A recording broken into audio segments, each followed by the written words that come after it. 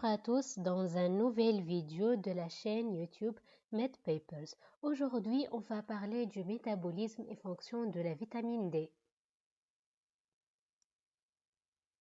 La vitamine D est une vitamine liposoluble. Son apport dans l'organisme se fait par deux voies.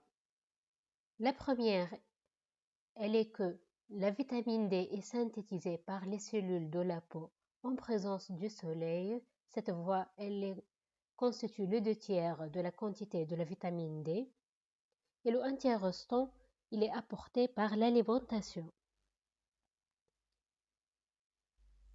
Donc ici, les rayonnements ultraviolets stimulent les cellules de la peau pour transformer le 7-déhydrocholestérol en vitamine D3. Les apports alimentaires en vitamine D doivent être doublés chez les sujets âgés et les femmes enceintes ou allaitantes. Chez les sujets âgés, on sait que le processus de la formation osseuse diminue avec l'âge et les cellules de la peau, leur pouvoir d'être excitées par les rayonnements ultraviolets va être diminué. Donc, c'est pour cela qu'on doit récompenser ce déficit par un apport alimentaire plus important en vitamine D.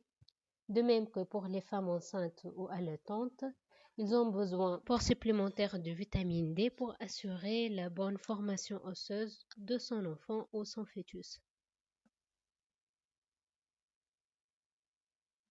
La vitamine D a deux formes, une forme animale ou appelée cholécalciférol et forme végétale ou appelée orgocalciférol.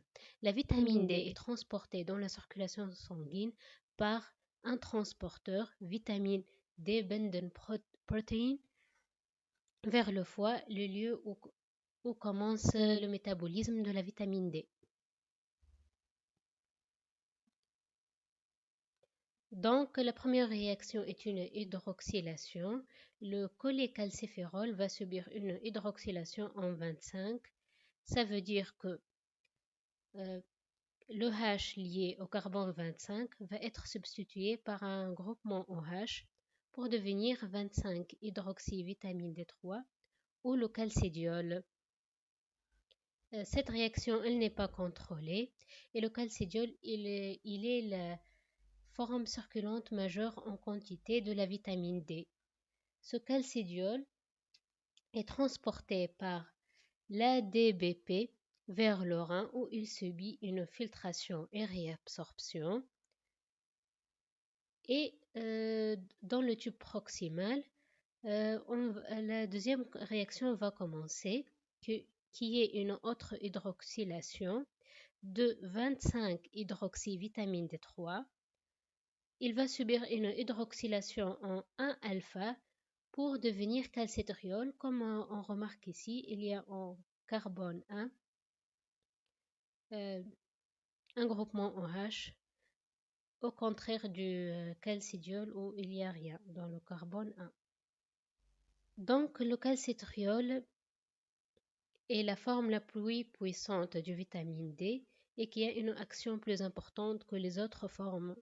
Cette réaction elle est stimulée par la PTH, car la PTH c'est une hormone traitée par la glande parathyroïde et qui agit dans le métabolisme phosphocalcique, mais aussi la PTH, elle, stimule l'expression génique de l'enzyme 1-alpha hydroxylase, l'enzyme clé de cette réaction, de la transformation de calcidiol en calcitriol. Donc, elle stimule indirectement cette réaction. L'hypophosphorémie, et puis elle est inhibée par l'hypercalcémie. Donc, au niveau du rein, on a une autre réaction qui est la transformation de 25-OH-D3 en 24,25-OH-D3. Et le rôle de ce produit reste inconnu. On a des hypothèses qu'il peut être un métabolite inactif ou il peut contribuer à la chondrogenèse. On va passer maintenant aux fonctions de la vitamine D. La vitamine D, stimuler les cellules, elle doit être fixée sur un récepteur nucléaire qui est VDR. Donc leur action Majeure sur l'intestin. Elle stimule l'absorption intestinale du calcium et surtout dans les entérocytes au niveau de génome et ilion. En trois mécanismes. Le premier, elle augmente l'expression de calcium binding protein et les canaux calciques. Donc, on va avoir au niveau de la paroi une augmentation de l'expression de ces deux protéines.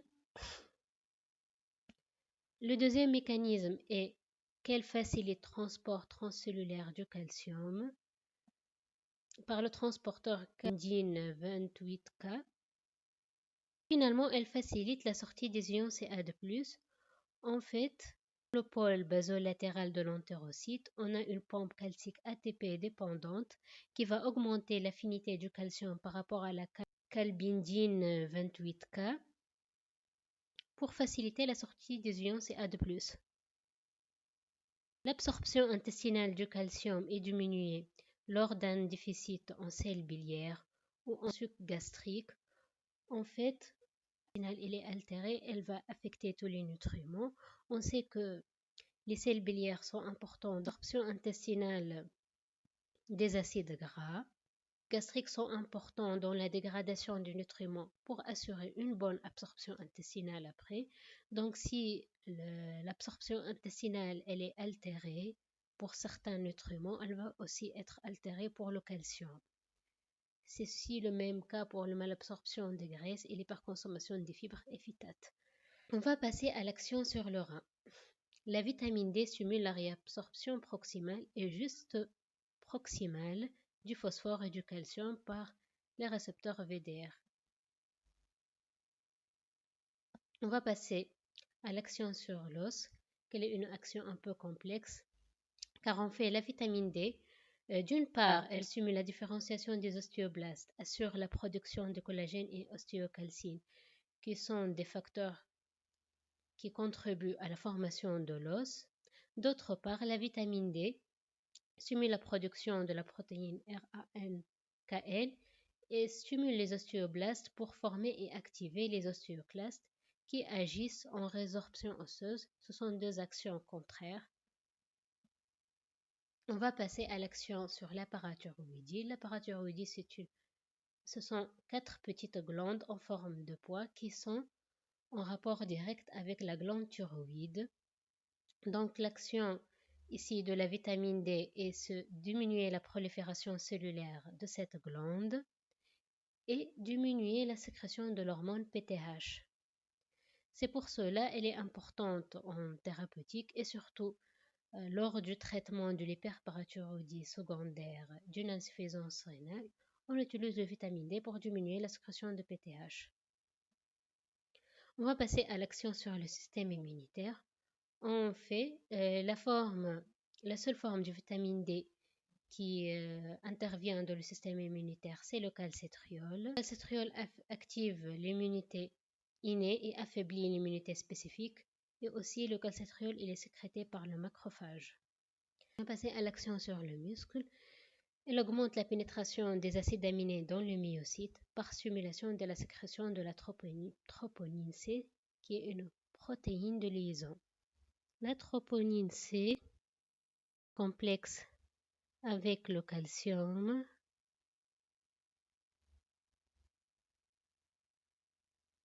elle va se déplacer vers la cellule musculaire appelée ceci la myosine et ceci l'actine. Avec le calcium lié de ce complexe va stimuler en fin de compte l'action du muscle, d'où la liaison entre la myosine et l'actine. Généralisée sur les cellules, en fin de compte, inhibe la prolifération mais stimule leur différenciation. On va passer aux aliments riches en vitamine D. On a principalement le foie du poisson gras